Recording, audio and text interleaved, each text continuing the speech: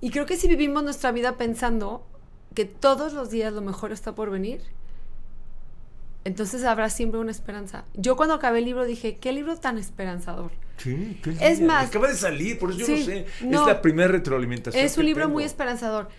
Y yo que tengo, tú conoces mi corazón en el tema de angustia de los temas del país. Cuando leí la primera parte, cuando llegas a Tijuana y cómo describes la ciudad y cuando hablas de cómo los empresarios quieren recuperar su ciudad y se quitan el miedo. O hacen y caminan con todo y miedo, pero no se quedan, no se achican, sino que se crecen y recuperan. Se me hizo muy esperanzador. O sea, pensar que sí podemos recuperar este México, pensar que sí podemos recuperar nuestras colonias, nuestros espacios. ¿Y quieres que te diga un secreto? Y tú lo sabes.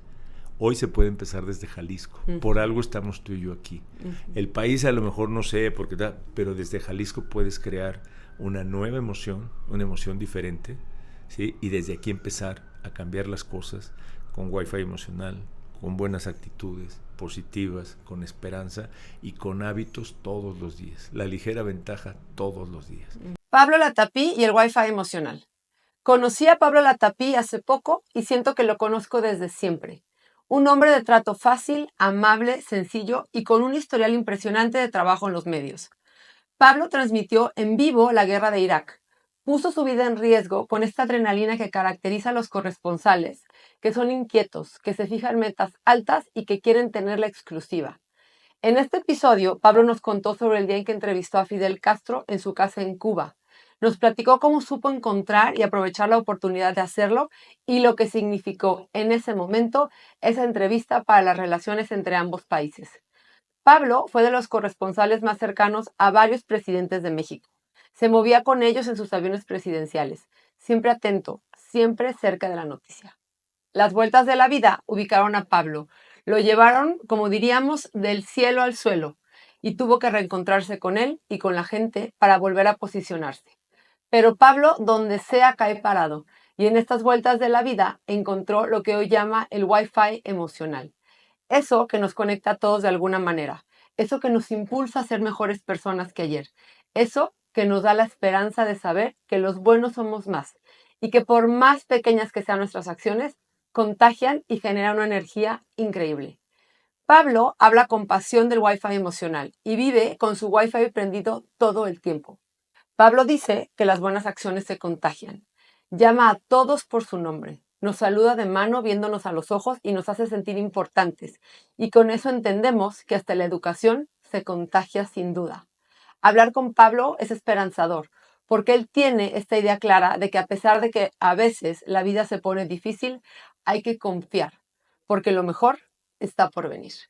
Muchas gracias por ver y escuchar este episodio del Poder del Servicio. No olvides darle like y suscribirte y activar la campanita para estar al tanto de nuestros próximos episodios. Síguenos también en redes sociales como @elpoderdelservicio para contenido exclusivo. Nos vemos pronto. Bienvenidos al Poder del Servicio, a un episodio más. Hoy tengo de invitado un verdadero señorón. Ay, de veras, sí, de veras. Así les digo. Ahora les puse en el chat. Hoy va el señorón Pablo Latapí. Qué generosa, gracias. Qué honor. Y mira, quisiera leer así tal cual como tengo tu semblanza. Un destacado comunicador y conferencista con más de 35 años de experiencia en radio y televisión. Y quiero decirte esto que quizás no sabes, Pablo, hoy me acordaba en la mañana que hace como un año estuve en la estación de radio donde estás ahorita. Y estaba yo sentada, no sé si te acuerdas, esperando mi turno para entrar a hablar de temas de adopciones. Y saliste y me saludaste por mi nombre y me dijiste, yo creo que preguntaste quién era, o así. Hola Michelle, ¿cómo estás? Mucho gusto, te quiero felicitar porque estás haciendo un excelente trabajo. Y yo así te saludé, no me podía levantar porque era un buff. Sí, estaba echado para atrás. Y cuando te vas, le escribo a mi marido y le pongo, Pablo Latapí sabe quién soy. O sea, yo estaba orgullosísima. Por supuesto. Orgullosísima de que supieras poquito de mí, que supieras que estaba trabajando tanto por Zapopan. Y hoy tenerte aquí de veras se me hace una una experiencia increíble y un verdadero honor por esta trayectoria tan impresionante que tienes en esto de la comunicación. Bienvenido, Pablo. No, el que escribió eso, le caigo bien o le voy a... No, qué generoso, ¿no? El halagado soy yo, o sea, estar aquí, poder platicar contigo en este espacio es maravilloso, Michelle. Muchísimas gracias. No, hombre. Y no creas todo lo que lees, ya ves cómo traigo buenas fuentes, esos de los medios de comunicación, como son exagerados, dicen exagerados. Elegí las mejores fuentes. No, muchas gracias, muchísimas gracias. Gracias a ti, Pablo. Y quiero decirte, bueno, que tu nombre siempre ha resonado en mi vida personal. Creo que no había como puesto cara a tu nombre, pero siempre escuchaba yo, estuvo Pablo Latapí, salió con Pablo Latapí, el corresponsal fue Pablo Latapí, crecí escuchando tu nombre. Mira. Y entonces ahora, a raíz de que vamos a platicar y que vamos a tener esta entrevista, decidí echarme un clavado a todo esto que es Pablo Latapí, porque si yo nada más me hubiera quedado con lo que hoy sé de ti, diría, bueno, tiene un programa de radio, da una conferencia que se llama Wi-Fi Emocional, tiene su libro, y con eso me hubiera quedado. Pero echarme para atrás en tu carrera y en lo que hiciste y te tocó vivir, me parece impresionante. Y lo primero que me gustaría que habláramos es de cuando fuiste corresponsal en la guerra de Irak. Uh-huh. ¿Qué año fue? ¿De qué año estamos hablando? ¿Qué edad tenías tú? ¿Y cómo es que un Pablo Latapí, mexicano, dice, ok, se va el equipo a grabar en vivo la guerra de Irak? Hijo, no me acuerdo exactamente. Dame los detalles. Dale. No, pero es que sabes que cuando estás en este medio pasan tantas cosas, claro, todos los días, que no llevas la bitácora exacta, uh-huh, de lo que pasa cada día. No, pero claro que me acuerdo que estuve y cómo fui y todo, cómo llegué. Uh-huh. Es una de esas experiencias, pues cumbre, porque te sacude emocionalmente, profesionalmente, y tan generoso fue que años después, en la maravillosa Zapopan, una mujer como tú me pregunta de cuando estuve en la guerra, ¿me explico? Uh-huh. O sea, fue una experiencia que te marca. Claro. Lo que pasa es que nosotros estábamos en esa época, tú eras una niña, claro, teníamos un muy exitoso noticiero de televisión que se llamaba Hechos del 7, con Lili Tellez y Pablo Latapí. Fuimos número 1 en la televisión en México. Y entonces, tú como periodista y como reportero, es como una necesidad, ¿no? Una adrenalina Tú tienes que cubrir ciertas cosas. Y habría 3 consignas. Tienes que entrevistar, bien entrevistado al presidente de la República. Tienes que ir a una guerra y tienes que entrevistar a Fidel Castro. Ese era tu checkpoint. Es así, este es tu checkpoint. Si no haces esto, eres un mediocre como periodista, ¿no? Y entonces me acuerdo que es el destino, porque yo no la llevaba muy bien con el director de noticias. Me veía muy amenazante, ¿no? Porque éramos muy echados para adelante y nos divertíamos. Y la gente que se divierte no es bienvenida en los grupos así muy, muy cerrados, pero se fue de vacaciones. Y cuando se fue de vacaciones, Javier Alatorre había ido a la guerra, pero ya se quiso regresar.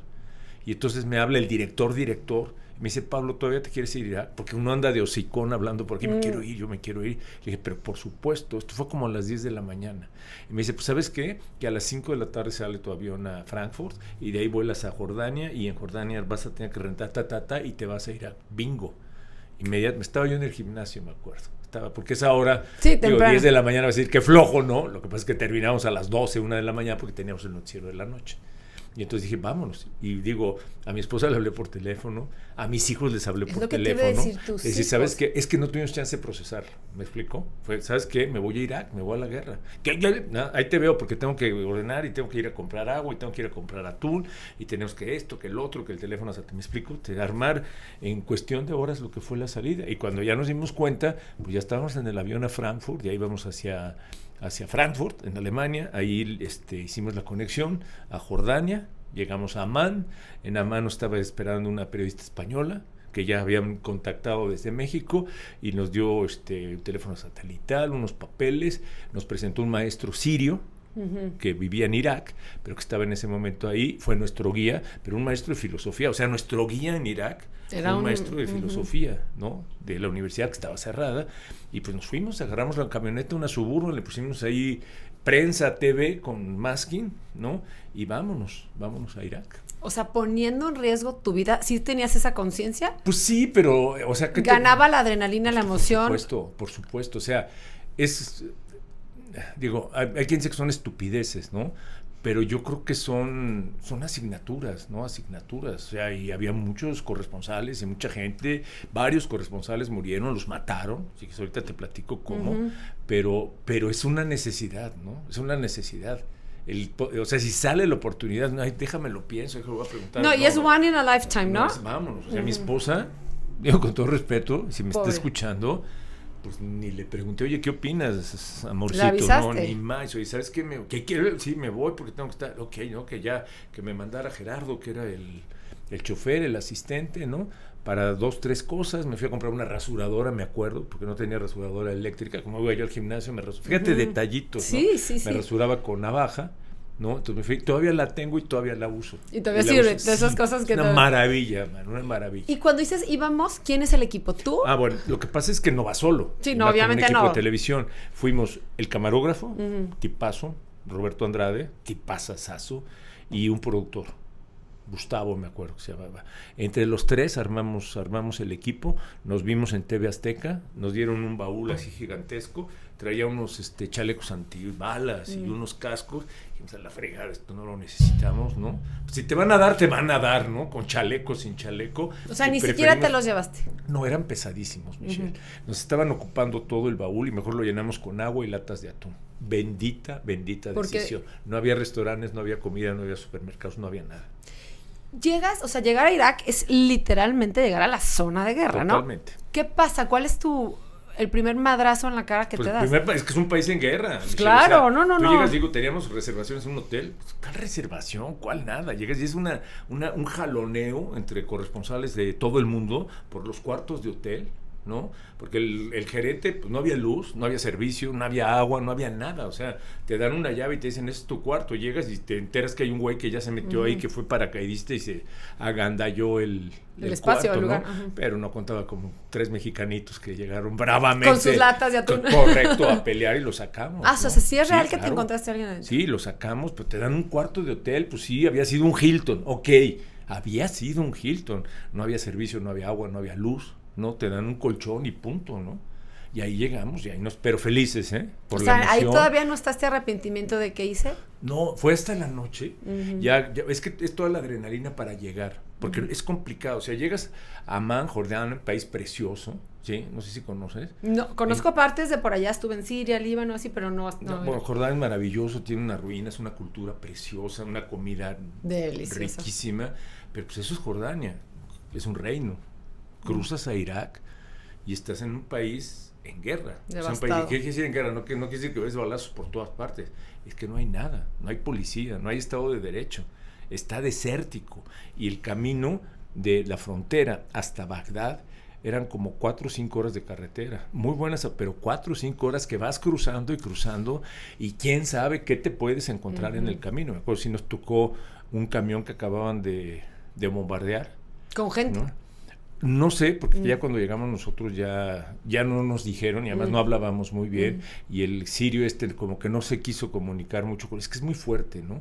Pero ahí tengo las fotos de cuando llegamos y fue de lo primero que vimos, un camión que acababan de bombardear, hecho pomada, los cristales, todo roto, y ahí fue donde empezamos a enterarnos de la guerra. Pero traes toda esa adrenalina de que ya vamos a llegar y tenemos que instalar, y ya que te instalas, como que te relajas tantito. Me acuerdo que salí yo al balcón del hotel, todo apagado, y empecé a ver las explosiones ahí en el horizonte, y ahí sí dije, ¿qué carajos estoy haciendo aquí? Claro. ¿Qué carajos estoy haciendo aquí, man? Y ahí empezó la aventura de Irak. Y amaneces al día siguiente, y como como alguien como tú, ¿cómo te enteras, no? O sea, ¿dónde me pongo? ¿Dónde vamos a grabar? Eso es bien interesante, porque fíjate, cuando vas como corresponsal de guerra, por lo menos la experiencia, iba conmigo un gran periodista amigo, que es Pablo Iriart, que ya él fue corresponsal durante mucho tiempo, y él tenía más o menos idea de cómo es la logística. Entonces lo que hicimos es que haces equipos de trabajo. Ahí no hay celo profesional. ¿sí? No, pues ahí no. Entonces, nosotros teníamos una éramos los ricos del grupo, pues sí, TV Azteca era el rico del grupo, ¿no? Teníamos una Suburban, ¿no? Viejita, pero una Suburban, ahí cabe un montón de gente. Entonces, hicimos grupo con Pablo Iriart, que iba solo, él era periodista de prensa escrita, con un periodista del ABC de Madrid y una periodista, una reportera también del Mundo. Ese era el equipo. Ese equipo nos movíamos para todas partes. Sí, pues entonces, el montoncito. Exacto, mucho más seguro. Y entonces ellos, pues yo era aprendiz de corresponsal de guerra, ¿no? Yo llegué como turista, ¿no? ¿Dónde están las guías? Pues ¿cuáles guías, no? Nadie te enseña de eso. Pero ellos, con la experiencia que tenían, sabían, mira, vamos a Tikrit, vamos aquí porque aquí hay esto. Y entonces fue entre ellos, entre todo el equipo, como fuimos yendo y viniendo a lugares maravillosos, lugares en guerra, entrevistas muy fuertes, incidentes muy, muy fuertes. ¿Cómo qué? Que pues había una zona que no nos dejaron entrar, pero la gente que salía mal, muy mal. O sea, era una zona, porque todo estaba disque tranquilo, ¿no? Ya no había combates, ya no había ataques, ya había terminado propiamente los balazos, pero había una zona que tenía cercada el gobierno de los Estados Unidos, el ejército de los Estados Unidos, donde se decía que habían pasado muchas cosas terribles y que seguían pasando. Era como una especie como de colonia en Bagdad. Y entonces nosotros llegamos con la idea de que pues, igual y decimos que venimos con familiares a ver si nos dejan entrar, ¿no? Y estuvimos tratando de entrar, y en el tiempo que estuvimos tratando de entrar, lo que vimos fue cantidad de gente que salía, pero mal, ¿me entiendes? Ya ni de poder platicar. O sea, en shock. De shock. Algo estaba pasando ahí adentro. ¿Y nunca supiste? Nunca supimos. Todos hemos visto esas desgarradoras imágenes de la guerra, ¿no? Las madres, y que hasta la fecha siguen, o sea, la humanidad seguimos sin entender nada y se sigue repitiendo. Las madres desgarradas, los niños. Cuéntame, ¿qué fue lo más doloroso que dices? Cierro mis ojos y todavía puedo ver. Pues mira, hay una anécdota que cuento yo de una niña, ¿no? De un niño. De un niño. De un niño. Es que habíamos ido a hacer un reportaje de un campamento de unos médicos que se llaman Médicos Sin Fronteras. No sé si has oído hablar de ellos. Sí. Son médicos altruistas de todas las nacionalidades que organizan grupos y van a los lugares de conflicto y atienden gratis y voluntariamente a las personas, ¿no? Y entonces me acuerdo que estábamos, era una médico española la que estaba atendiendo, y llegamos a hacer el reportaje y estábamos hablando con ella que nos enseñara, y llegó un señor iraquí con un niño en brazos, como de 10 años, un niño de 10 años en brazo, y lo que pasa es que el niño tenía la columna vertebral totalmente destrozada por lo que le llaman la onda expansiva de una explosión. Entonces la cara de ese niño, esa mezcla de miedo, de terror, de odio, porque éramos invasores, ¿no? No se me olvida, Michelle. O sea, ahorita que me estás platicando, la estoy viendo otra vez. Me acuerdo, tenía un traje como bechecito, de esos trajes, pues, típicos de allá, así como de manta. Como un faldón hasta las rodillas, ¿no? Y no se me olvida la cara de ese niño. Y esta expansión es esto que te avienta. Exacto, es cuando la bomba no es propiamente la explosión que te destroza. No te quema, no te... Exacto, te destroza, sino que es la fuerza del aire cuando estás a unos metros de la explosión. Y eso le destrozó la columna vertebral. Y cuando dices éramos invasores, claro, porque esta criatura de 10 años que reconoce entre Médicos Sin Frontera, reportero, y un soldado gringo. Pues son lo mismo, vinieron a poner de cabeza a mi país. ¿Lloraste? En ese momento no ya mucho después. ¿Cuando regresaste? Sí. O sea, en ese momento te mantienes el estrés te mantiene. Sí, porque estás en un estado de supervivencia, ¿no? Y te sientes muy fuerte. No, hombre, oye, esto a mí no me hace nada, me pelan los dientes. Aquí ¿cuáles emociones? Soy pura fortaleza. Pero ya en mi casa, un día sí te pones empieza toda aquella locura y sí te sientes mal, muy mal. Pero ya te sientes muy satisfecho de porque ya fuiste a la guerra, ya cumpliste la asignatura, ¿no? La primera ya le ponemos la palomita. Además, afortunadamente, fue muy generosa conmigo la tele porque nos reconocieron mucho ese trabajo, el haber estado allá. No, nos pasaron hay una cosa que me encanta, me dice mi esposa, porque seguramente me está viendo, dice, la tienes que platicar, ¿me permites? Claro. Porque sí, cosas desagradables, pero también cosas muy hermosas, muy hermosas. Fíjate, te platico rapidísimo, ¿eh? No, te robo 3 segundos. 3 segundos de tu podcast. Pero es que mi esposa, cada vez que hablo de la guerra, cuando está con alguien, me dice, cuéntales lo del soldado. Cuéntanos, por favor. Cuéntales lo del soldado. Llegamos a Bagdad. Estábamos en Bagdad, fuimos a Babilonia, la famosa Babilonia, la de los jardines colgantes de Babilonia, que fue una de las ciudades más importantes de la antigüedad, ¿no? Ya no es tan importante, pero tiene muchos tesoros que dicen que se robaron los gringos. Cuando llegamos ya no había nada. Pues estábamos haciendo un reportaje de Babilonia, ya una ciudad ya deteriorada, ya historia, ¿no? Y entonces en eso estábamos y llegó un comando de soldados norteamericanos, ¿no? Muy jóvenes todos, así altotes, sí. Porque tendrían 21, 22 años. Es una cosa muy impresionante, que los que van a la guerra son chavitos. Chavitos. Yo creo que más grandes ni locos se van a la guerra. Lo que te decir. Y entonces nosotros, pues, para la comunicación, yo traía un teléfono satelital. ¿sí? ¿Por qué? Porque es carísimo un teléfono satelital para entrar en contacto con México, poder decir, voy a empezar a transmitir desde aquí, desde Babilonia, ya nos conectábamos, satélite, etcétera, etcétera. No había telefonía, no había celulares, claro, no había nada. No, otro Estás mundo. en guerra. Sí, además. Y entonces lo ve y se acerca, oiga, señor, digo, sí, dígame. Dice, ¿me puede rentar su teléfono? Y le digo, pues, ¿como para qué, no? Y me dice, es que fíjese que yo me iba a casar en 2 semanas, pero pues nos dijeron vámonos y ya no pude avisarle a mi novia. No, es que así es la guerra, o sea, no le puedes decir, oye, me voy a Irak, porque es secreto militar. ¿Sí me explicó? O sea, la novia ya, ¿estás pensando que el novio se desapareció? De repente, sí. Bueno, no creo que así desapareció, que se rajó y se fue, ¿no? Sí, pero algo está pasando, si no. Sí, o sea, que pues ya. O sea, quiero avisarle. El soldado ya se fue. Ya de repente, ¡puff! Y entonces me dice, y pues no he podido hablar con ella. Y llevo aquí ya casi 3 meses y no he podido hablar con ella. ¿Me permite? Pues claro que sí, mi hermano, por supuesto, ¿no? Empieza a hablar, que el soldado era más alto que yo, y mira que yo mido 1.90, ¿no? Un soldadote así. Empieza a hablar por teléfono, Michelle, y se empieza a doblar y a llorar, y así se escondía. O sea, me salen las lágrimas de No me digas. Así, a llorar. Imagínate la conversación que tenía con la novia. Y termina y me dice, señor, muchísimas gracias, ¿cuánto le debo? Maestro, pues por supuesto que nada, ¿no? Lo pagó Ricardo Salinas. No, lo pagó TV Azteca. Un beso, ¿sí? Ricardo, cortesía de TV ayúdase él. Pero ¿me entiendes? Esa es una historia preciosa. Qué impresión. Preciosa, pero cuánto dolor en las guerras. Pero no es bonito. No. Me encanta la historia y me encanta porque a pesar del dolor y del sufrimiento y de todo lo terrible que se ve, hay esos momentos rescatables, ¿no? O sea, es eso, momentos rescatables. Sí. Tienes toda la razón, Michelle. Sí, o sea, dentro de todo, porque sí estás hablando del peor escenario, el de una guerra. Y con todo y todo, hoy puedes contar una historia que te llena los ojos de lágrimas, pero por la alegría. De emoción. Qué fuerte Irak, qué fuerte pensar. Y me dijiste al principio que no todas las historias terminaban como la tuya, ¿no? O sea, tú volviste a casa, muchos años después estamos volviendo a platicar.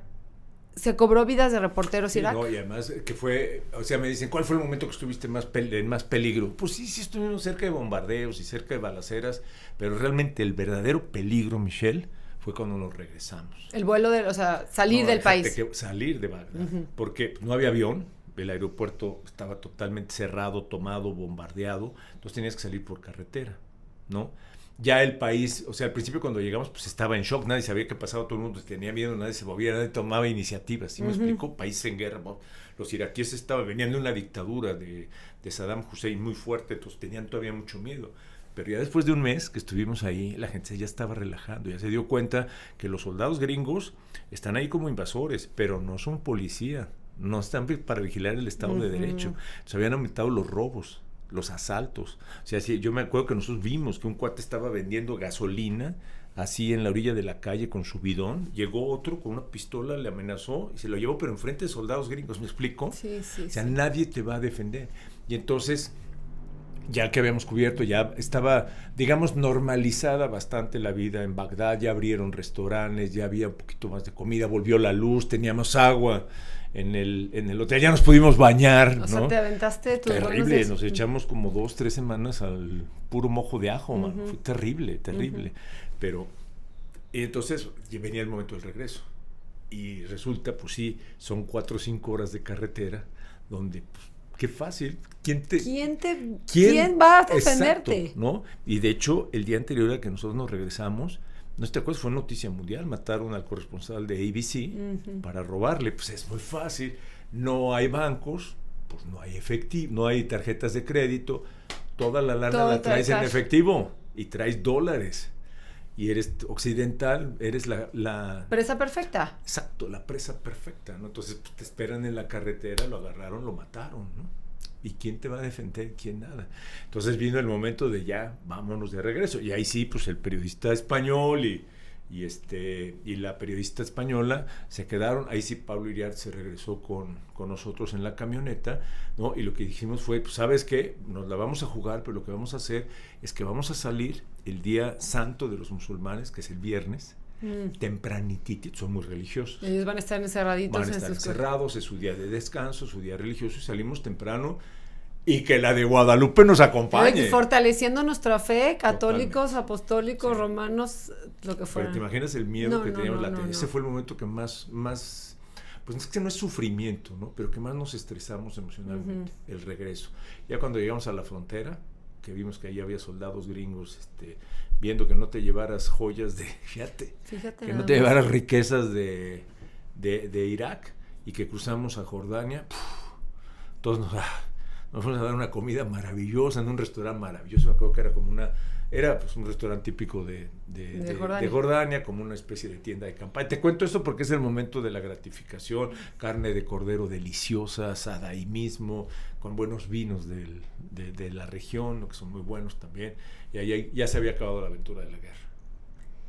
¿Y qué reportas? O sea, ¿qué quiere saber México de lo que está pasando allá? Pues mira, lo que pasa es que ahora cuesta trabajo entenderlo, porque hoy gracias a los teléfonos celulares, los señores son corresponsales. Todos son los corresponsales. Todo el mundo está tomando videos por aquí, por allá, entonces te estrenas inmediatamente. O sea, lo que está pasando ahorita en Ucrania, pues te van a llegar 18 videos de 18 personas. Y en esos tiempos nadie más que tú. Nada, no había nada. O sea, no había esa comunicación tan directa. O sea, era una señal que subías por satélite, ¿no? Que bajabas en París, se volvía a subir el satélite y ¿me explico? No, una locura. Era muy complicado, pero era la importancia, y eso por eso te digo que fuimos muy afortunados en esa época, que yo era conductor del noticiario, o sea, yo era ese que estaba ahí de saco, corbata, y entonces cuando te ven allá te creen.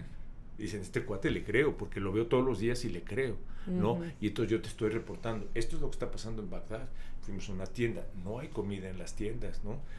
Estábamos, me acuerdo, platicando con una familia siria y empezaron los balazos afuera. Escuche, esto es lo que está pasando. ¿Me explico? Sí. Y eso es lo que reportabas. Eso es lo que reportabas. Claro, fuimos a muchos lugares bombardeados.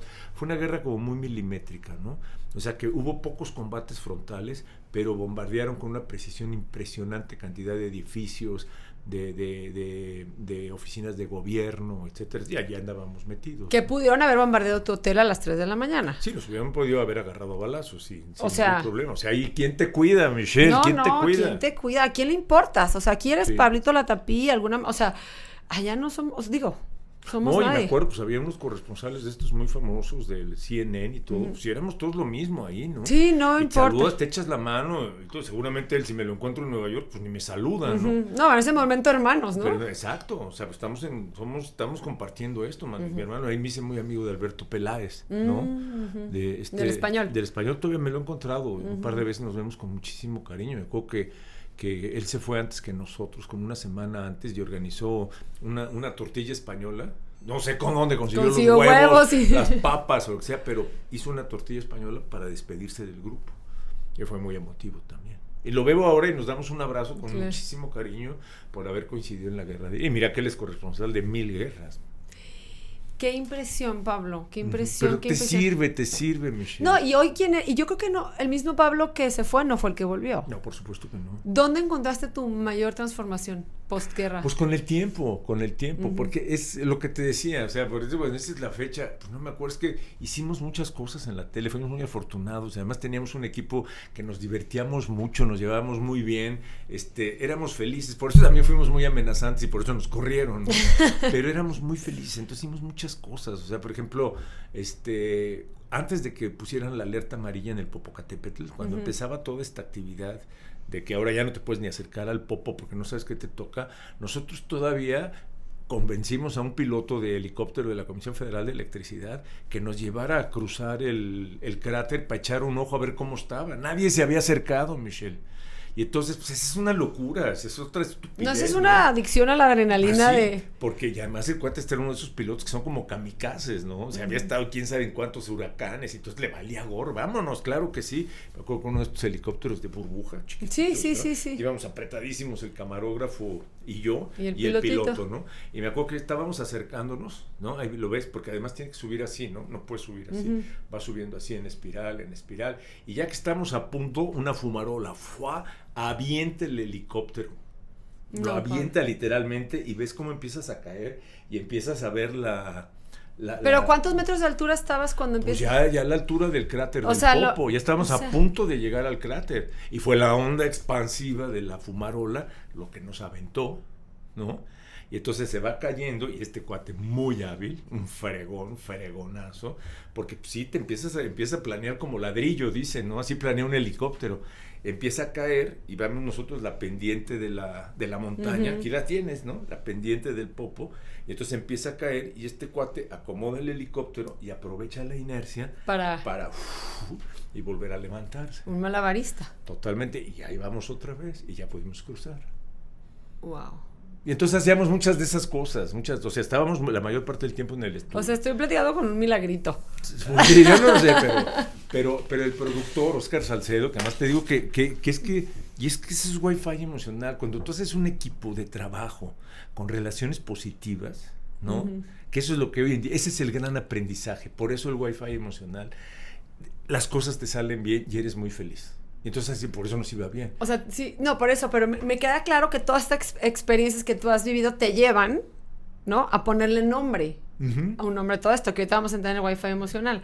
Pero me voy a regresar a tu segunda palomita, que es que sí vi que lo hiciste realidad como gran corresponsal, entrevistar a Fidel. También a Fidel Castro. ¡Qué barbaridad! Tengo sentimientos encontrados con esa entrevista. Pero es que era un personaje. ¡Claro! Es el gran personaje de la segunda mitad del siglo XX. ¿Quién te coordina una entrevista? O sea, tú persigues una entrevista con Fidel. Mira, lo que pasa es que te digo, ya teníamos la asignatura, ¿no? Y yo la necesitaba. O sea, esas asignaturas no te las pusiste tú. Es que hay unas como que son, un reto personal. O sea, hay unas que te da la televisora, pero nosotros éramos muy pillos, porque nosotros, como el productor y yo éramos muy amigos, nosotros nos inventábamos las asignaturas. No sé si me explico. Sí, totalmente, claro, entonces, me encanta. Hoy vamos al Popo, sí. y nos fuimos al Popo. Sí. Vamos a la presa de las Peñitas, que está a punto de desbordarse. Era otra época y otra facilidad, pues me acuerdo que, te cuento esto porque es nunca lo platico, porque nadie me lo pregunta, Michelle. Eso que sí que estoy preguntando bien. Pero empezaba la gloria y la fama de TV Azteca, ¿no? Y entonces nosotros nos llevábamos bien con todo el mundo. Hoy sé que se llama Wi-Fi emocional, ¿no? Y entonces, por ejemplo, decía el productor, oye, fíjate que está a punto de desbordarse la presa de las Peñitas. ¿Y dónde está eso? Pues está en Chiapas. ¿Qué hacemos? Y nos llevamos a la oficina de Ricardo Salinas, le pedíamos al encargado que nos prestara el helicóptero y nos prestaba el helicóptero, Michelle. Y nos llevamos el helicóptero 2-3 días para ir a las Peñitas a grabar y nos regresamos. ¿Me explicó? Sí. Eso hoy en día es imposible. Imagínate ir a pedir el helicóptero de Ricardo Salinas, que te lo presten. Y así fuimos a inundaciones, fuimos a huracanes, a terremotos, un deslave espantoso que hubo en Puebla, en Teciutlán, en Puebla, ¿no? Y así, porque aparte la noticia te agarra a las 3 de la mañana, ¿no? Entonces tú te levantas y toman el helicóptero y vámonos. Yo ya me había divorciado, ¿no? De mi primer matrimonio. Estabas totalmente libre. Libre, solterito, no tenía que rendirle cuentas a nadie, ¿no? Mis hijos chiquillos, vámonos. Con su mamá. Que mi esposa se los llevó a Cancún. Entonces, bingo. Háblame, por favor, de Fidel. No, lo de Fidel fue maravilloso porque es un tramposo, era un tramposo. Un pillo, ese es un verdadero pillo. Era un manipulador maravilloso. Fidel ¿allá o acá la entrevista? ¿En Cuba? No, en Cuba.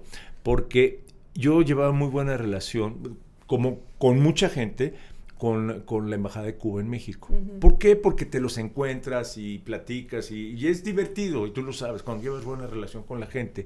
Y entonces le dije, oye, mi hermano, ayúdame a entrevistar a Fidel Castro, ayúdame. Sí, chico, sí, cómo no. Y te enteras que hay una lista como de 180 periodistas a nivel mundial que están en lista de espera para entrevistar a Fidel Castro. Claro. Te estoy hablando, ahí sí me acuerdo, era el gobierno de Fox. Era la época de Fox. Ahorita te voy a recordar por qué, te voy a platicar por qué. Y entonces yo le decía, oye, mi hermano, me acuerdo que una vez llegué y le regalé nada más porque estaba en Polanco y yo pasaba cerca de Polanco, ¿no? Porque todavía ahí vivían mis hijos, ¿no? Y entonces le pasaba a regalar una botella de vino, sí, tomar, que un café y todo, ¿no? Estar ahí. En el juego. En el juego cada vez que podía, ¿no? Y entonces un día me dice, oye, a ver, Pablito, hay una posibilidad. Ah, caray.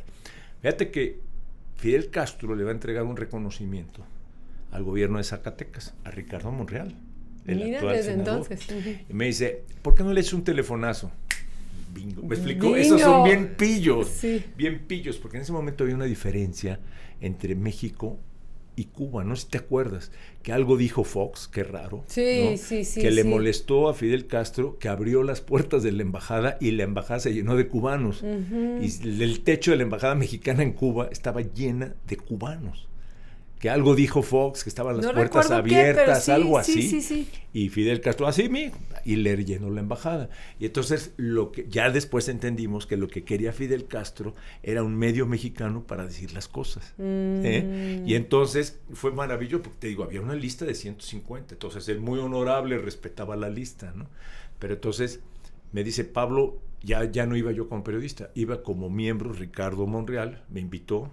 O sea, ¿no? Le hablas a Ricardo, le dices, oye, Ricardo, ya me enteré. Era yo Pablo Latapí. Claro. ¿No? Y me dice, oye, me enteré de esto. Y sí, claro, Pablo, vente, con mucho gusto. Es más, el gobierno de Zacatecas, vente con la... Era una misión de la Universidad de Zacatecas, que le iban a dar un reconocimiento a Fidel Castro. Y dice, pues vámonos. Y nos fuimos, ¿no? Y me acuerdo que ellos estuvieron 3 o 4 días y los pasearon, los llevaron, qué varadero. Y yo los 3 o 4 días estuve en el hotel, hablando por teléfono para armar, cómo podíamos armar la entrevista. ¿Cómo podíamos? Y me decían, no, Pablo, no se va a poder, hay 150 antes que tú, ¿no? Pero me dicen, Fidel Castro los invita a cenar a su casa. Éramos como 40. Pues nos invita Fidel Castro a cenar a su casa y me dice el secretario de prensa, pero chico, tráete tu cámara. Bing, me explico, ¿ves cómo me manipuló? Sí. Cómo me fue usando. Y entonces ya que llegamos a la cena, me bajo con todo el grupo y dice, no, espérate, chico, tú vente por acá. Y me pone en un pasillo, la casa rarísima, era como un búnker, pero con unas obras de arte preciosas que me encantaron, unos paisajes de selvas cubanas. Hay un pintor fantástico, se me olvidó el nombre, pero es maravilloso. Toda la casa estaba, yo fascinado, pues oye, en un palacio, pero era como un búnker, y todos los llevaron a un comedor enorme, larguísimo, y ahí los sentaron, y yo no. A mí me pusieron y dice, mira, tú, como que no pasa nada, chico, por ahí va a salir Fidel. Entonces sale Fidel, ¿no? Y sorpresa, una cámara, un periodista. Siento más miedo que en Irak. Ya no, pero yo. O sea, ¿te das cuenta cómo manipuló el malandrín? Sí, o sea, mira qué sorpresa. Pues cómo te voy a negar la entrevista. Sí, ya por accidente nos estamos en su casa, en un pasillo. Y entonces de pasillo entrevisté a Fidel Castro. Y le mandó. ¿Se sentó y toda la entrevista? No, fue parado. Pero le mandó un mensaje a Fox. Y además me acuerdo que algo muy bonito, que vio el cubo ese de TV Azteca, ¿te acuerdas? Sí. Dice, porque esta televisión es seria, ¿eh? Esta televisión es seria. Dice. Sí, y mandó un mensaje para Fox. ¿Y qué le preguntas a don Fidel Castro? No, pues le pregunté, ya no me acuerdo, la verdad no me acuerdo. Te soy honesto, pero fue muy coyuntural, fue lo que estaba pasando en ese momento. Sí, o sea, o sea, sí, como que le hiciste también el favor, ¿no? Pero claro. Totalmente. Ganar. ¿no? Ganar. Pero no es genial cómo manipulaba este hombre. No. Me acuerdo que todavía me regaló un puro. Todavía lo tenía hasta hace poco. Wow. Un Coiba. Pasma. Y en ese tiempo no era la Cuba de ahorita, ¿no? Pues no, sí era una Cuba muy fuerte, ¿sí? muy difícil. Estaban en un segundo bloqueo. O sea, llegaban menos productos, las tiendas vacías. Mucha gente con muchas necesidades. Empezaba a haber algunas gentes que ponían algunos negocios, restaurantes y cosas así, pero muy difícil la situación de Cuba, muy difícil. Sí, pues ahí empezaba. Sí. Y luego, bueno, es que yo estoy impresionada porque aparte... No, me encanta porque me estás escuchando, nadie me escucha, nadie me escucha, Michelle. Mucha gente te escucha, estoy feliz. No. Porque le decía a mi hijo hace rato, le digo, ya le platico, ¿no? Porque, mamá, ¿y ahora qué me vas a entrevistar? Entonces le digo, fíjate a toda la gente que este señor entrevistó. Y Leo... ¿Cuántos años tiene tu hijo? 12. No, entonces yo le digo que Michael Jordan... Michael Jordan, eso fue maravilloso. Por eso, tú le digo, hijito, entrevistó a Michael Jordan. ¿Y no dice ahí que entrevisté a Bugs Bunny también? No, dice que William Clinton, Sylvester Stallone, no, y Bugs Bunny, fue en el mismo, fue Michael Jordan y Bugs Bunny. ¿Cuándo la película? Sí. De Space Jam. Pero entrevisté a Bugs Bunny. Wow. Porque no me preguntas, sí, pues sí, es lo que se llama un junket, ¿no? Que es el trabajo más fácil y más cachondo que puedes tener como reportero, porque van a estrenar una película. Y todo el mundo quiere estar ahí. Y entonces invitan a periodistas de todo el mundo, te tratan 3 días como rey en Chicago, ¿no? Un gran hotel, comidas, o sea, ¿cuál trabajo de periodista? ¿No vas? Y entonces te dan una serie, te dan un schedule, con una agenda. De horario de cuando te va a tocar. De entrevistas, ¿no? Y entonces a tal hora vas a entrevistar a Michael Jordan, a tal hora vas a entrevistar a otro actor, un gorrito buenísimo. Sí, otro basquetbolista. Uno de Jurassic Park. Que sale en Space Jam. Es que es la primera Space Jam. Sí, ya sé primerita. ¿Cuál? Uno de lentecitos. Sí, ya sé, sí. Que es de Jurassic Park también. Y a Bugs Bunny. Caray, voy a entrevistar a Bugs Bunny, ¿no? Entonces, pues sí, entrevistas a Michael Jordan sobre la película y todo, pero te dicen, no te puedes tomar foto con él y no le puedes pedir autógrafos. Pues son las reglas, ¿no? pero entrevistas a Michael Jordan. Wow. También así entrevisté para otra película a Sylvester Stallone Sí. y Antonio Banderas. Yo decía, pues esta es la parte más padre de ser periodista, man. Sí, porque... Aquí vamos a guerras, pero vamos a inundaciones, vamos a entrevistar a asesinos, que eso nos encantaba. No, que eso meternos a también las cárceles. Ajá. Y ahí te mandan y 3 días y en un hotelazo y no tienes que hacer nada, todo te lo ponen, ya después te dan tus cassettes donde está la entrevista. Y la de Bugs Bunny fue genial porque es una entrevista que ya está preproducida.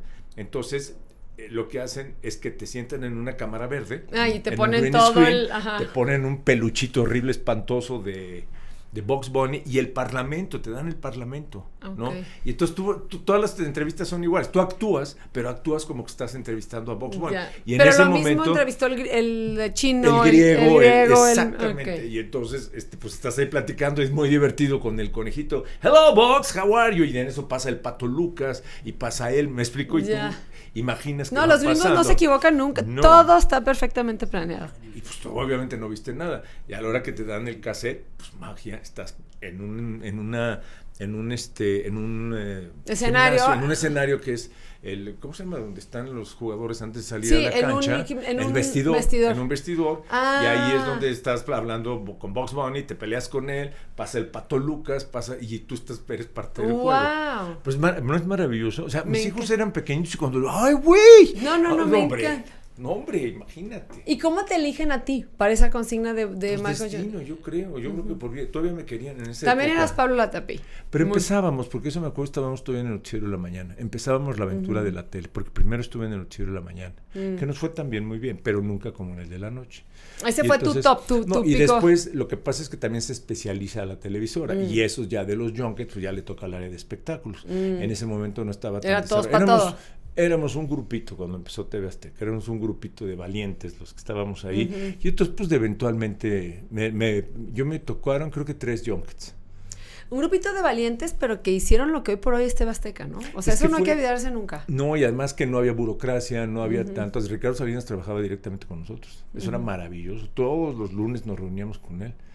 Y era muy interesante porque era muy duro, porque Ricardo es una gente muy dura, pero mucha retroalimentación del mero dueño, ¿no? Entonces fue maravilloso y teníamos una consigna que después se les olvidó, que era que teníamos que darle en la torre a Televisa. ¡A Televisa! O sea, la meta era... Esa era la meta. Y te digo una cosa, con ese grupito y esas ganas, en 5 años lo hicimos. Ya después pasaron muchas cosas, pero en esos 5 años, ese grupo lo hicimos. Sí, es que creo que a mí me toca esa época donde empieza TV Azteca, sí el noticiero, pero las novelas y mucho, o sea, como que pegaron la primera academia. La academia. Pero luego la novela esta de Ari Telch. La de Mirada de Mujer. Mirada de Mujer. O sea, revolucionó. Totalmente. O sea, y era la misma época. Entonces era padre porque convivías con ellos. No, o sea, y estábamos en lo mismo. ¿No? Wow. Y entendíamos que la consigna, el objetivo era darle en la torre a Televisa. Y cuando está tan claro el objetivo, no te pierdes en el camino, porque voy derecho y no me quito. Y no encuentras pretextos ni simulaciones ni nada, vas por lo que vas y se consigue. Wow. Y qué impresión, me encanta cuando estamos así tan definidos. Es maravilloso platicar contigo, qué bárbaro, me encanta. No, pero qué increíble. A ver, entonces dijimos, ser corresponsal en una guerra, entrevistar a Fidel y entrevistar a un presidente, pero a fondo. ¿Y fue a Vicente Fox? No, fíjate que no fue... ese otro tema muy afortunado fue a Ernesto Zedillo, pero fue mucho más que entrevista. ¿Por qué? Porque pues en ese momento, es que cuesta trabajo y entenderlo, pero lo que rifaba era la tele. Lo único que había era tele. Y había 2 canales de televisión abierta, que era Televisa y TV Azteca. Estaba Multivisión con Pedro Ferriz. Y ya, era lo que había de televisión, ¿no? Y entonces lo que hacía Zedillo, no sabes qué tipo más brillante. Sí. ¿no? O sea, pero brillantísimo y tipazo. Él escogió a un periodista de cada televisora y sumó a Joaquín López Dóriga, que en ese momento no estaba en la tele, escribía en El Heraldo. Y entonces hizo un grupo de 4 periodistas, digo, algunas variaciones, pero eran los que lo acompañábamos a todas partes, a sus giras. Y era maravilloso, porque cuando fuimos, lo entrevisté varias veces, hay una entrevista muy buena que le hice en el Jardín de los Pinos, ¿no? Pero así de fondo, ¿no? De realmente, porque ya nos teníamos mucha confianza, ¿no? Estaba yo entrevistando no al presidente, estaba entrevistando a Ernesto Zedillo sobre Colosio, sobre Manuel Camacho, o sea, que creo que es una entrevista que vale mucho. Ya está, ahí debe de estar, ¿no? Pero entonces nosotros viajábamos con él y viajábamos con los funcionarios, o sea, porque atrás iban los reporteros, nosotros íbamos con los funcionarios, y entonces era maravilloso porque siempre salía Zedillo, el avión presidencial, que era una chulada, estaba hecho el que se rifó. Es el anterior, pero era el mismo diseño, ¿no? Pero era maravilloso, tiene tres segmentos, ¿no? La parte de en medio es como un gabinete del presidente, ¿no? Tiene una recámara, un despacho, un baño con regadera, y es donde generalmente está todo el tiempo tiene sus telecomunicaciones y todo. La parte de adelante es como primerísima clase, primerísima, son unos asientos anchísimos, mesas, y ahí van funcionarios invitados, el secretario de Relaciones Exteriores y empresarios, y allí íbamos nosotros. O sea, los ponían adelante. Ahí a nosotros 4, ahí nos ponían. Era Guillermo Ortega, Pedro Ferriz, Joaquín López Dóriga y yo. Gran amistad entre los 4. Y entonces, pues te tratan muy bien el Estado Mayor Presidencial. Bueno, y la parte de atrás, el segmento de hasta atrás, que era como un avión normal, era turista. ¿No? Allí iban todos el resto, ¿no? Iban los reporteros, algunos otros funcionarios menores, el médico, o sea, todo el staff que suele acompañar un avión, a un presidente en una gira. Pero nosotros allá adelante, además de que íbamos platicando, hicimos gran amistad con muchos empresarios, que todavía los he visto y nos vemos con mucho afecto, pero pues te tratan muy bien, y salía Ernesto Zedillo a platicar contigo, ¿no? Y era como ritual que una vez en cada viaje tú eras el invitado en su mesa, ¿no? A lo mejor con otros funcionarios, pero no éramos más de 4. Entonces eran unas pláticas, y ahí te das cuenta que Ernesto Zedillo era el hombre más culto del mundo, había leído todo. Qué impresión, ¿no? Qué bueno saber eso, ¿no? Sí. O sea, como que esa parte no te toca conocerla, te toca ver a tu presidente en los madrazos, en las devaluaciones, en todo lo que pasa, pero no en su parte, en lo que sabe y en lo que esencialmente es. Es un deleite platicar con él de literatura. ¿Y todavía lo ves? ¿O habla? Fíjate que siempre fue señor presidente. Un día estábamos en un restaurante allá en la Ciudad de México, mi esposa y yo, y lo vi allá en una mesa del fondo con sus hijos y sus nietos, y lo fui a saludar, señor presidente, y me dice: Pablo, soy Ernesto. Y me acuerdo que se paró muy amable y todo, y le dijo a mi esposa: este es un buen hombre. Y eso pues, te lo quedas ya. Claro. Fue muy generoso, muy generoso. Y bueno, increíble lo de Zedillo, y también sé que fuiste parte importante de cuando Fox, de esta transición. Esto fue también muy afortunado. Eso me encantaría escucharlo de primera mano, porque lo que leo y lo que entiendo es que tú, cuando gana Vicente Fox, tú eres quien lo acompaña a Guanajuato o a Celaya. No, fue o de allá a México, perdón. A León. ¿A León? No, te voy a platicar cómo fue. Me encanta, pues estás preguntándome de lo que soy yo, y a quién no le gusta platicar. Claro, tú dale. Lo que pasa es que estaba la elección muy cerrada. Estaba muy cerrada, ¿te acuerdas? Estaba ¿Andrés Manuel? Bueno, sí, pero Andrés Manuel ahí todavía no pintaba tanto, era pequeñajo. Estaba creo que Cuauhtémoc Cárdenas, no me por acuerdo. el PRD, que estaba muy fuerte. En el PRI estaba, ¿cómo se llama?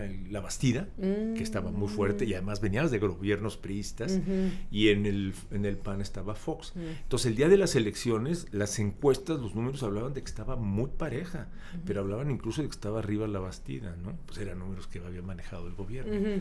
Y entonces, me acuerdo que pues, éramos los conductores más importantes de los noticiarios, y ahí nos pusimos de acuerdo en una mesa a ver quién va a cubrir a quién. Y yo digo, yo a Fox, porque en ese momento tenía yo muy buena relación con un grupo de empresarios de Monterrey, muy buenos amigos, familiares de Lorenzo Zambrano, de grupo Cemex, que estaban muy cercanos, ¿no? Y que me habían presentado a gente de su equipo, a gente del equipo de Vicente. Vicente y yo somos medio parientes, ¿eh? ¿Ah, sí? Sí, porque él es Fox Quesada. Fox Quesada, y yo tengo una tía que es Marta Fox, que es hermana de su papá, que se casó con mi tío Luis. Ya. Entonces mis primos son Fox, primos de él la también. Tapí. Ajá, Entonces claro. son primos en común. En una comida me acuerdo que estábamos ahí todos en TV Azteca, y estaban los directores y todo. Y le digo: Vicente, ¿verdad que somos parientes? Y dice: lejanos, pero sí somos parientes. Y entonces había cierta proximidad. Y entonces yo dije: yo me voy con Vicente Fox, ¿no? Y entonces me acuerdo que me fui en coche con un chofer, un camarógrafo, y me fui a León, ¿no? Y ya luego, ahí la idea era, desde que Vicente se levantara y fuera a votar, estar pegado con él. Documentando, ¿no? Toda esa parte. Documentando todo, cómo vota y todo. Y ya termina de votar, y pues como hay familiaridad que no tenía con ningún otro reportero, me dice de repente Vicente Fox, ya había votado, lo habían entrevistado, y me dice, oye Pablo, ¿sabes qué? Que mi hija Cristina no ha podido votar. Vamos a echar un taco, ¿no? El día que Fox iba a ganar la elección, se echó un taquito. Nos fuimos a echar un taco él y yo a León, y además que invitamos, me acuerdo, al chofer a que se sentó con nosotros, maravilloso. Y de repente me dice, ya acabó Cristina, ya me voy a México, ¿qué te vienes conmigo? ¡Wow! O sea, y como tenía contacto de la gente de Monterrey, estaba uno de los secretarios de Fox, y me dice, pues claro, llévatelo, es amigo de Lorenzo y de esta escena, pues vámonos. Pero ya no podía yo llevar camarógrafo, y yo traía una camarita chiquita de esas de video pequeñito, ¿te acuerdas de video? Porque tenían calidad HD, ya empezaban las cámaras. Entonces, pues me fui con Vicente. No necesito, yo voy venía listo Vicente, sus hijas, y yo éramos todos los que veníamos en el avión cuando Fox, el día que iba a ser presidente, vuela de León a la Ciudad de México. ¿Y ahí cómo se monitoreaba la elección? O sea, ¿ya traen números ahí o siguen sin saber? No, todavía no, porque era tempranito, era todavía en la mañana, muy temprano, ¿no? Ahí lo que hicimos fue que, y además pues yo lo agradezco, que se me ocurrió pues hacerle una entrevista allá arriba, pero como estaba yo solo, pues la entrevista se la hizo su hija Paulina. Entonces una entrevista muy bonita porque es Paulina entrevistando en el avión a Vicente Fox. Ya cuando llego inmediatamente les doy el cassette y salió al aire y fue maravillosa. Pero entonces ya llegamos a México, ya pues ya lo recogieron y todo se fue, ya lo entregué yo, ¿no? Ya después me fui a la casa de campaña, como todos los reporteros, a esperar los resultados. Ya estuvimos todo el día hasta la noche. Y ya en la noche, cuando ganó, entonces ya me dio chance, a través de la que era su directora de prensa, Marta Sagún, no sé si te suena el nombre. No, fíjate que no. Era su jefa de prensa. ¿A poco era su jefa de prensa? Era la jefa de prensa. Pero ya eran marido y mujer. Ay, todavía no. Todavía no. Entonces yo tenía buena visionaria relación con Marta. La jefa de prensa. Muy visionaria. Y entonces ya negociamos para que la primera entrevista que dio Fox, en cuanto salieron los primeros resultados, fuera con nosotros y lo conseguimos. Pero ya no lo entrevisté yo, ya lo entrevistó Javier Alatorre por vía satélite desde el estudio. Todo lo que me has contado me parece increíble y quisiera preguntarte si en aquellos tiempos Ricardo lo veía así de increíble. O sea, tú sentías como, no mames, cumplí, mi jefe está, no se la cree. No, es que acuérdate de lo que te decía, al principio sí trabajábamos nosotros muy directo con él. Por eso, ¿pero lo impresionabas? No, porque ya perdíamos la pista, porque poco a poco... ya no lo veías tanto. No, exacto, crece la burocracia. Y yo se lo dije una vez en una cena. Le dije, Ricardo, es una lástima cómo ha aumentado el número de puertas entre nosotros y tú, ¿no? Pues porque había puesto un abogado y había puesto no sé qué, y que los que manejan política, y ya no veíamos a Ricardo. Lo veíamos, si te lo encontrabas en un pasillo, y en una cena que organizaba una vez al año por área, donde pues, estábamos todos los de noticias, y ahí fue donde le dije, oye Ricardo, pues ya cómo han aumentado las puertas. Entonces ya no teníamos nosotros pista, era a través del director de noticias, pero sí sé que esa entrevista, porque nos estaban dando una madrina Televisa con su cobertura, y que esa entrevista, el director de noticias le dijo 1-1, o sea que habíamos empatado el marcador, la entrevista en el avión. Sí, o sea, porque creo que poner en riesgo tu vida, haber entrevistado a Fidel, estas tantas cosas que seguramente son pocas con todo lo que hiciste, pero que son los highlights que para mí me parecieron importantes. Me imagino si yo entrevistara a Ricardo, si lo hablaría con esta misma pasión que tú lo hablas. Es decir, yo puse gente que hizo tal, ¿no? O sea, TV Azteca empezando y ya logramos tal. Y la consigna era chingarnos a Televisa. No, sí, es interesante porque Ricardo es muy honesto, es un cuate de dinero, o sea, lo que le interesa es el dinero. Es un hombre de negocios. Todo por negocio. Sí. O sea, todo lo demás, responsabilidad social, hombre... Si no es negocio, si no deja, no. Y me encanta porque es muy honesto. Ese es su propósito en la vida.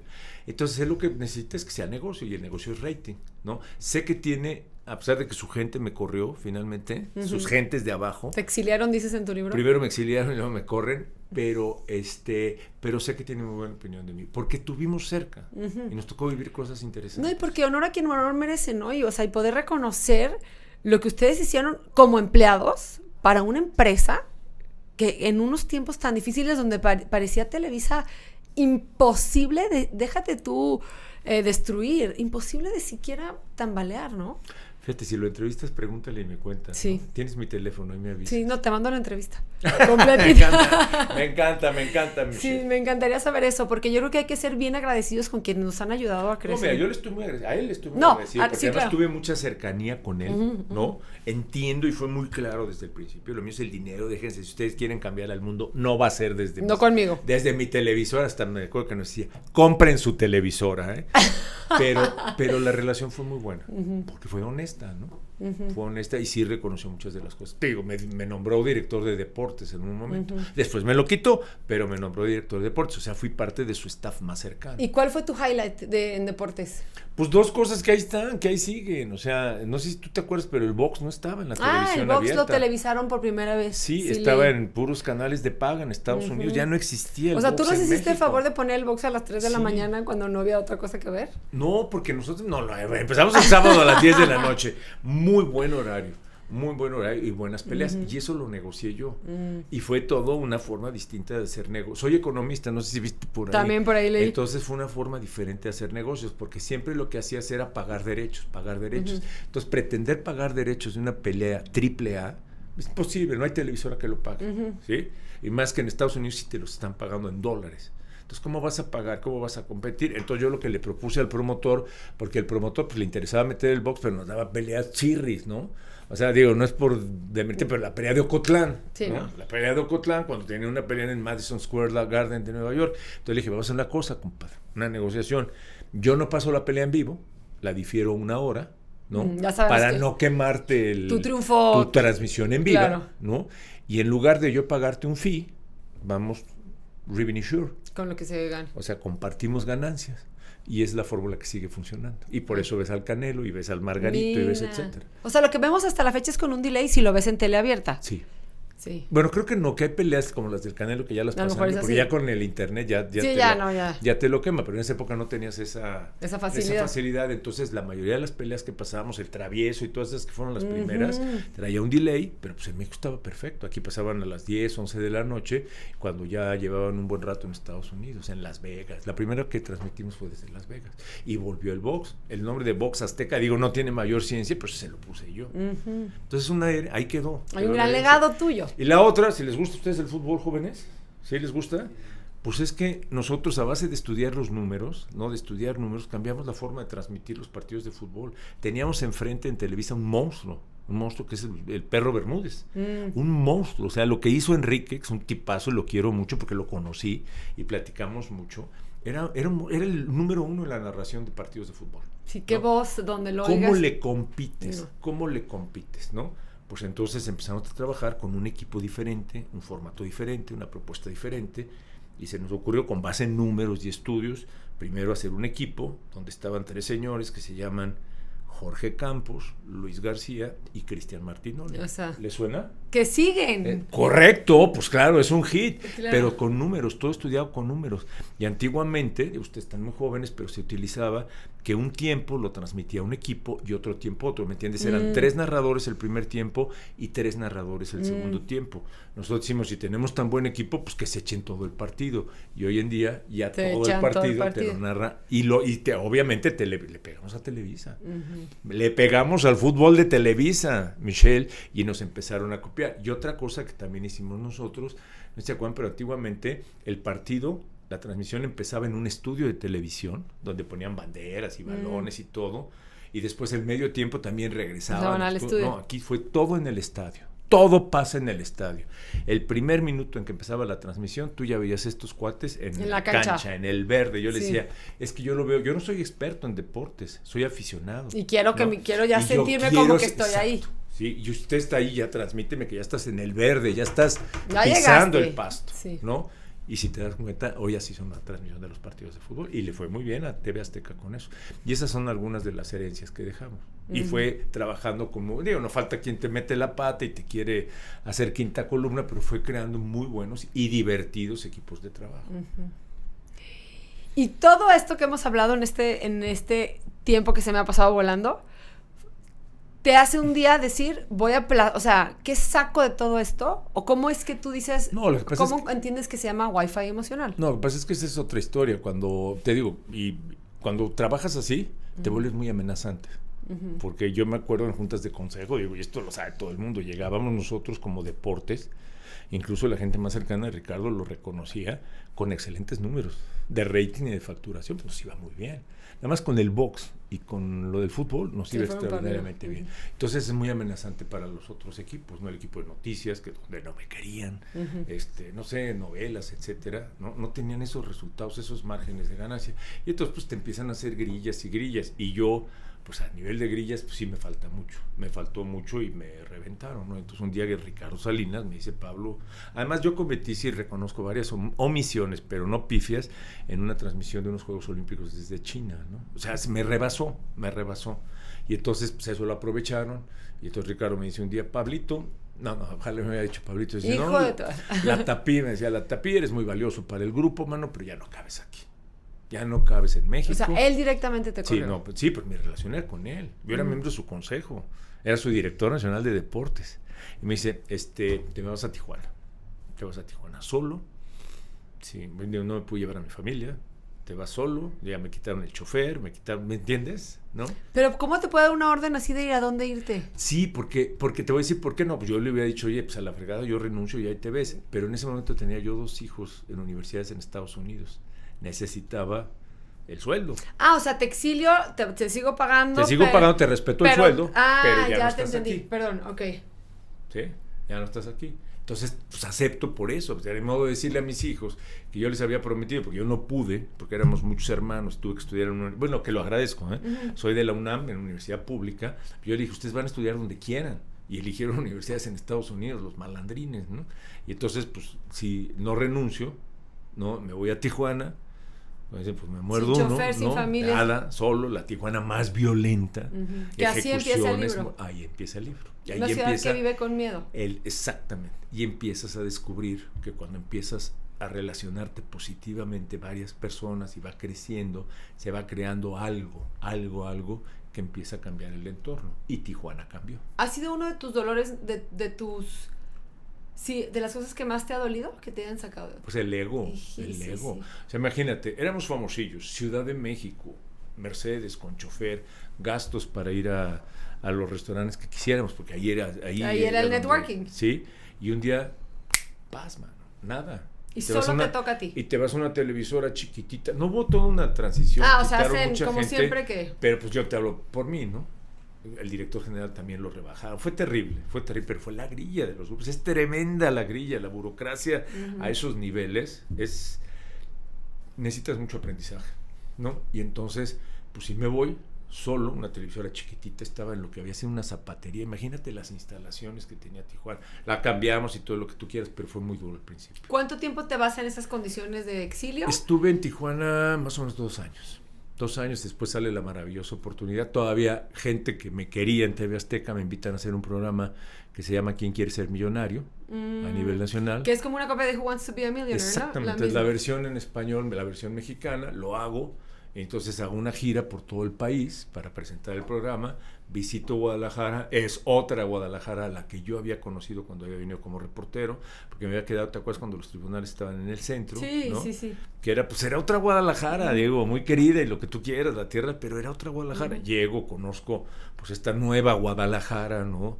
De toda la zona financiera, Andares, Providencia, etc. Digo, oye, yo aquí quiero vivir, ¿no? Y se da la oportunidad de venirme a Tijuana, a Guadalajara, todavía con TV Azteca. Ok. ¿Y cuánto tiempo más te quedas? Todavía. O sea, Who Wants to be a Millionaire es también con TV Azteca. Sí. Okay. Era de Disney y una asociación con TV Azteca. ¿Y lo disfrutaste tanto como...? Pues es que es un premio, estás exiliado, estás apestado, estás olvidado en la frontera, ¿no? Digo, yo ya había avanzado mucho, ya había madurado mucho, ya me gustaba Tijuana, me había encariñado, había encontrado todo esto de gente de primera que no quería perder su ciudad. Y te dan este premio, ¿no? De hacer, ¿Quién quiere ser millonario? Pues qué maravilla. Y además es el ego, ¿no? Ya ves, güey, no me querías, ahí está mi regreso nacional, ¿no? Ahí está mi regreso nacional. No, y todavía estuve hasta en la pandemia y bien, o sea, aquí yo todavía me asumía como la gente de Ricardo Salinas en Guadalajara, armamos los consejos consultivos de Grupo Salinas, y bien, con empresarios muy destacados, y pues yo era la cara, todavía famosillo un poquillo, y entonces fue la cara, pero de repente en la pandemia ya los grupos, y ya pues Ricardo que está en otro rollo, pues un día me llega una abogada con un cheque y pues se acabó, ¿no? Ahí se acabó la aventura. Y lo entiendes, muy agradecido con todo lo que fue y ya. Y también te agarró siendo mejor parado, ¿no? O sea, siento que el madrazo fue el exilio y ya te da chance como de volverte a parar en tus dos pies y ya te agarra. Y ¿sabes qué? Te confieso, ya me estaba yendo muy bien en Guadalajara. Con el radio, las relaciones, los amigos. Ya me iba muy bien en Guadalajara. Dije, pues aquí le apuesto al proyecto del radio, del Wi-Fi emocional, de las conferencias y pues lo que salga. Y feliz decisión. No, y te veo pleno y creo que llega un punto en que la vida pues ya no te puede tener en tanta adrenalina, ni en tanto riesgo, ni en tanto... No, o sea, creo que leer... Canas atrás, digo yo, canas atrás. O sea, yo leo tu libro y encuentro tanta sabiduría que solo puede venir de alguien que vivió, de alguien que vivió todo lo que tú viviste. Mucha sabiduría, pero muy digerible, muy sencilla, muy fácil de entender, lo que platicábamos antes, ¿no? Todo esto que tú hablas, cuando me preguntaban hace rato, ¿y de qué se trata su libro? Yo le decía, pues de hacer las cosas simples y sencillas que tengan un efecto positivo en el otro. Desde saludar a una cajera, preguntarle a alguien algo, escribirle un mensaje a alguien que hace tiempo que no le escribes, echarle una llamadita a alguien. Cosas que constantemente escuchamos, que tenemos que hacer y que no hacemos. Y me encantó toda esta primera parte del libro que habla respecto a todo lo que es bien fácil de hacer y que también es bien fácil de dejar de hacer. Porque la ligera ventaja. A mí eso me encanta y en muchísimas cosas me sentí identificada que yo hago muchísimo. Como esta parte de... creo que pones el ejemplo, no sé si el de hacer ejercicio, porque dices que probablemente al principio no se va a notar, no vas a ver un beneficio. El de caminar, salir a caminar. O ¿no? la meditación. ¿No? Que al principio no vas a ver nada y con el tiempo vas a empezar a reconocerte más tranquilo o vas a estar un poquito más en paz o más concentrado, menos cansado, pero tiene que haber una constancia. Sí, mira, es que es precioso. Jeff Olsen es un gurú de los multiniveles, ¿no? Digo, a lo mejor todo lo que escribe es multinivel y motivación, pero esa parte de la ligera ventaja dice que son cosas que son muy sencillas de hacer o dejar de hacer y que tienen 3 características, ¿no? La primera es esa, que son cosas muy sencillas de hacer, pero también de dejar de hacer. Ejemplo, ahorrar todos los días una monedita de 10 pesos. Una monedita. Es muy fácil hacerlo, pero también es muy fácil dejar de hacerlo. La segunda es que no notas nada en el corto plazo, ¿no? Pues te asomas a la semana y tienes 70 pesos. ¿Para qué te sirven 70 pesos, no? Te asomas al mes, a lo mejor tienes 300 pesos, ¿no?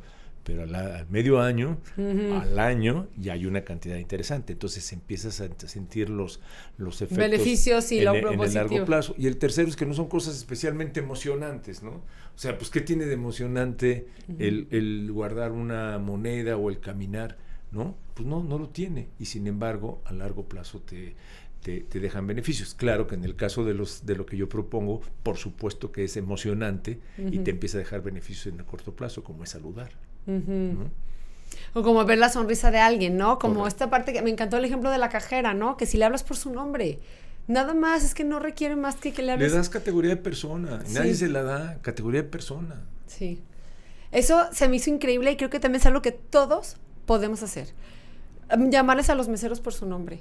Todos traen su nombre. Es más, ellos te dicen, soy Juan, voy a atenderte esta noche. Joven señor, ¿Sabes que es oiga. bien fácil? Es facilísimo de hacer y facilísimo de dejar de hacer. ¿Y sabes qué pasa cuando regresas a ese restaurante? ¿Cómo está, señora Michelle? Eres cliente consentido. Claro. Me encantó esa parte. Hablábamos también hace ratito fuera del aire de esta parte que me encantaría que platicaras tú para no transquiversarla yo, de la historia de la señora del tenedor. Que se me hace que es una historia divina que de alguien que teniendo poco hace mucho y que alguien desde donde esté, desde lo que tiene, sirve al otro literalmente. Cuéntales de qué se trata esta parte tan bonita del libro. Y que tiene que ver con un tenedor, porque hay un símbolo, hay algo que te va a recordar la historia del tenedor, ¿no?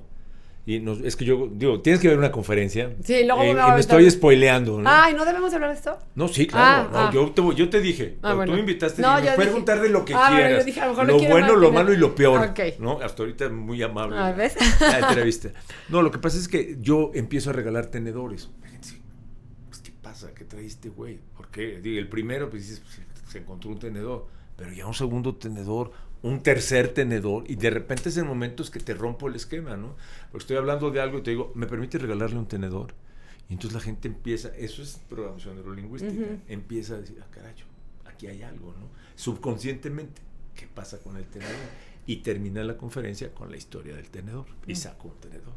Y entonces la historia del tenedor es de Tijuana, y entonces empiezo diciendo que Tijuana no es una ciudad muy bonita, pero tampoco es fea. Y lo que tiene Tijuana maravilloso es su gente, porque es gente muy abierta, muy generosa. Reciben a todo el que llega con los brazos abiertos. La mayoría de la gente que vive en Tijuana no nació en Tijuana. Y además es gente muy altruista, Michelle. O sea, hay gente siempre queriendo ayudar a otra gente. Qué hermoso. ¿No? Y eso es padre, pero de verdad es muy altruista. Yo me acuerdo, me impresionó el mesero del hotel. Yo cuando llegué recién exiliado, llegué un par de semanas a un hotel, y pues te haces amigo de los meseros del restaurante, y uno de los meseros ahorraba, ¿cuánto puede ganar un mesero? Ay, sí, esa historia también la cuentas. Y ahorraba las propinas para comprar pañales para unos los adultos mayores. O sea, todavía dices para los niños, no, para adultos, o sea, si alguien ya va de salida, son los, ¿me entiendes todo el simbolismo? Ayudar a los que ya van de salida, no le estás apostando al futuro, le estás apostando a los que ya al van buen de final, salida. sí. Sí, ¿no? Para la gente de su colonia, una colonia que se llama Los Pinos. Y ahí es donde conocimos a esta mujer, en esa generosidad, a Mili Milagros. Porque Milagros vivía en una colonia que se llama La Cacho, que es una de clase media, que está más o menos a la mitad de Tijuana, ¿no? Y entonces Milagros le encantaba cocinar, muy altruista, y entonces abría los domingos la cochera de su casa, ¿no? Ponía una mesa para 13, 14 personas y les servía de comer. A quien llegara.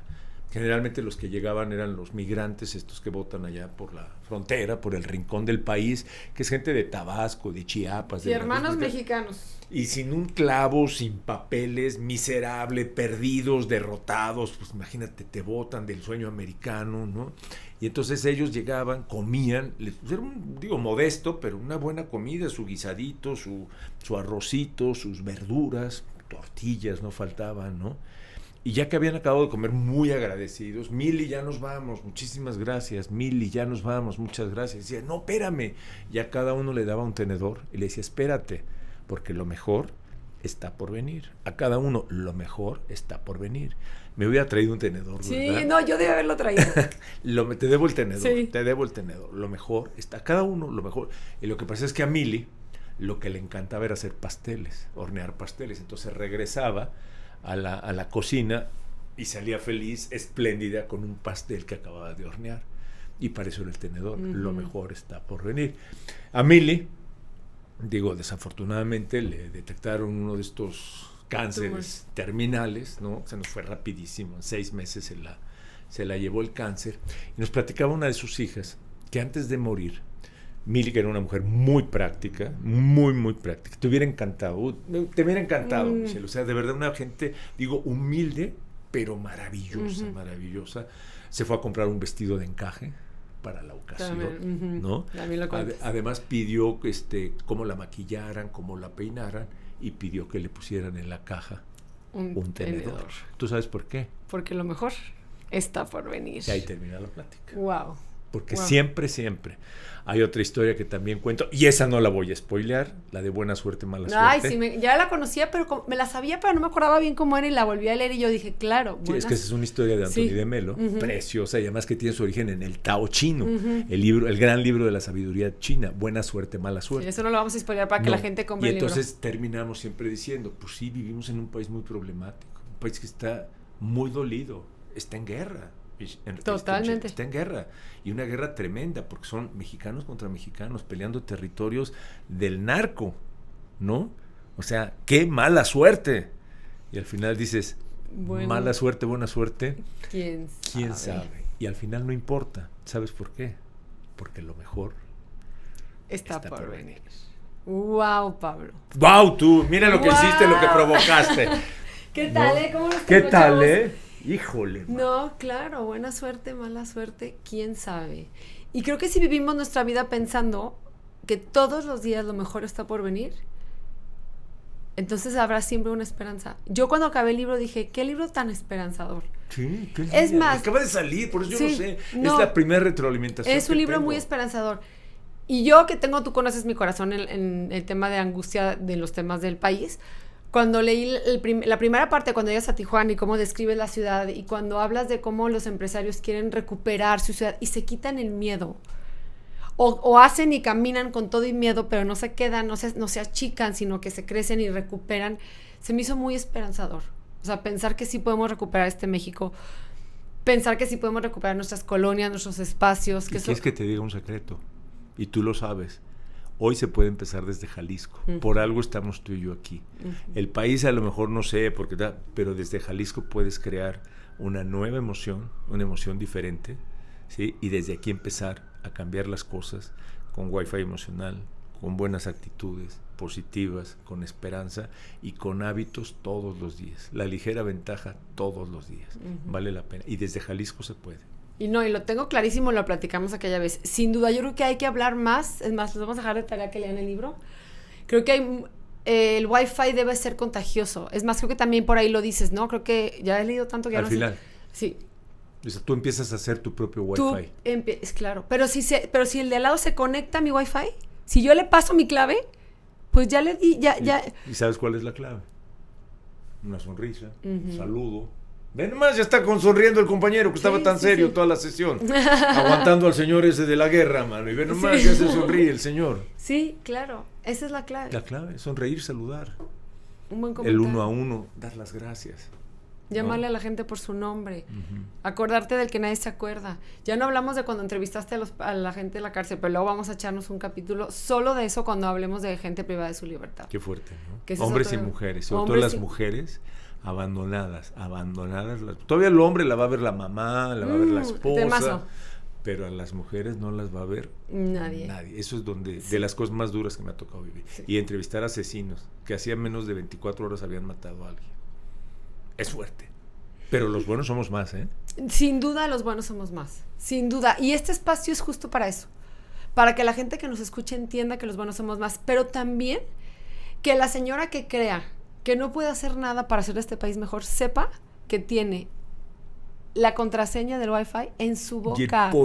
Y el poder. O sea, ojalá que quienes nos escuchen de veras compren el libro o asistan a una de tus conferencias. Ahí vamos a poner luego los datos en el episodio de dónde comprar el libro. Pero el libro lo publica la Universidad de Guadalajara. Imagínate el honor, que una universidad como la UDG me publique el libro de Wi-Fi emocional.